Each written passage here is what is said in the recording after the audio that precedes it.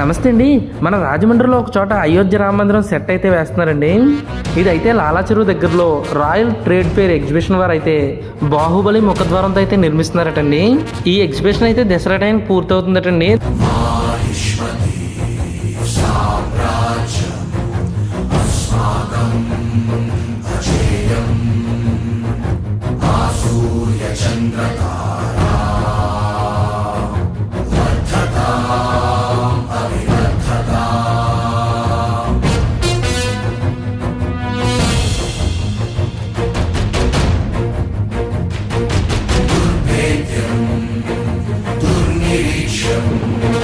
सर्वशत्रुभयनाशनम्